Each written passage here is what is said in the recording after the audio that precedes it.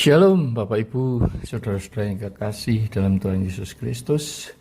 Mari kita sama-sama belajar firman Tuhan. Dan sebelumnya mari kita berdoa. Bapa kami yang ada di dalam kerajaan surga yang mulia, kembali Tuhan kami menghampiri hadirat-Mu sebelum kami belajar tentang firman-Mu ya Tuhan. Urapi lidah dan bibir hamba-Mu yang hina ini, dan Roh Kudus jadikan aku saluran hayat-Mu yang akan meluap, meluber, mengalir sampai kepada pendengar firman ini Tuhan. Dan biarlah Roh Kudus juga mengurapi anak-anak-Mu yang mendengarkan firman ini, supaya mereka mempunyai hikmat, mengerti akan firman-Mu dan melakukannya dalam kehidupan mereka sehari-hari. Terima kasih Tuhan, berbicaralah, kami siap untuk mendengarkan. Dalam nama Tuhan Yesus kami berdoa dan mengucap syukur, amin. Saudara-saudara, kali ini kita akan belajar tentang padang gurun. Padang gurun adalah tempat yang sangat gersang, panas sekali di siang hari, tetapi di waktu malam dingin. Tidak ada air, sangat sedikit pohon dan sebagainya. Nah, disitulah generasi tua bangsa Israel mati semuanya, kecuali Yosua dan Kaleb yang dapat masuk tanah perjanjian Kanaan, tempat yang penuh dengan susu dan madu, dan generasi yang umurnya di bawah 20 tahun. Nah, saya yakin saudara-saudara sudah tahu apa yang terjadi dengan bangsa Israel yang keluar dari Mesir, mengembara menuju tanah perjanjian, dipimpin oleh tiang awan dan tiang api setiap siang dan malam. Diberi makanan mana dari surga, kadang-kadang diberi makan burung, puyuh, dan sebagainya. Namun mereka terus saja menggerutu, tegar tengkuk.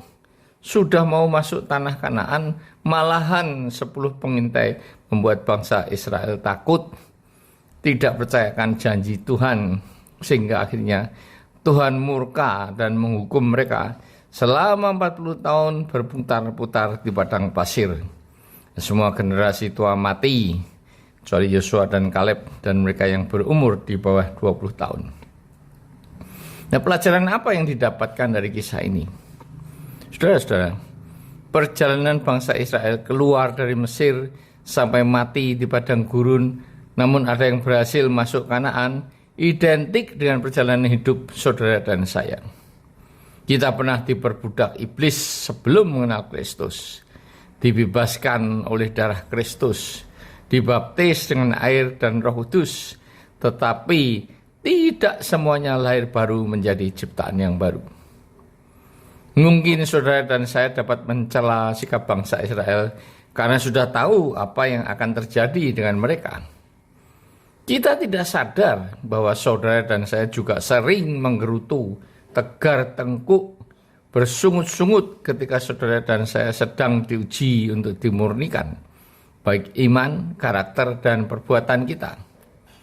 Dalam masalah-masalah yang sedang dihadapi seperti masalah keluarga, masalah keuangan, pekerjaan, bisnis, sakit, penyakit, dan sebagainya, saudara dan saya sering mengeluh, kapankah akan selesai masalah-masalah ini? Mengapa orang lain tidak mendapatkan masalah yang berat seperti saya? Bahkan kadang-kadang kita berpikir bahwa dulu sebelum mengenal Kristus, hidupku jauh lebih enak, bebas melakukan segala sesuatu tanpa merasa berdosa ataupun bersalah. Nah, ternyata menjadi pengikut Kristus kok malah harus sangkar diri, pikul salib, dihina tidak boleh marah, disakiti harus mengampuni, walaupun sudah disakiti harus mengampuni berkali-kali. Mencari uang harus yang halal, yang legal, padahal dulu dapat melakukan yang ilegal. Sekarang hidup harus berintegritas, yaitu harus tunduk dan mengikuti hukum, taat. Menjadi pelaku-pelaku firman, bukan hanya cukup mendengarkan saja. Di mana yang sesuai dengan keinginan barulah kita lakukan.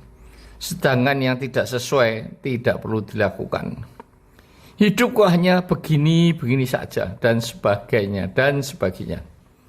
Kita juga sering menoleh ke belakang seperti bangsa Israel yang sering membandingkan hidupnya setelah keluar dari Mesir dengan kehidupan waktu di Mesir dahulu. Tiap hari makannya mana melulu, berjalan di padang pasir yang panas dan sebagainya. Dulu dapat makan enak, berambang prei, daging dan sebagainya. Mereka melupakan perbudakan Firaun yang dialaminya. Itulah manusia. Waktu mengalami perbudakan ingin dilepaskan. Namun setelah dilepaskan menyesal. Waktu musim kemarau mengharapkan hujan. Tetapi waktu hujan kok kebanjiran. Manusia tidak pernah puas dengan apa yang dimiliki sekarang. Belum punya motor, ingin motor. Sudah punya motor, ingin mobil. Masih belum puas lagi, ingin mobil mewah, ingin kapal pesiar, sampai memiliki pesawat.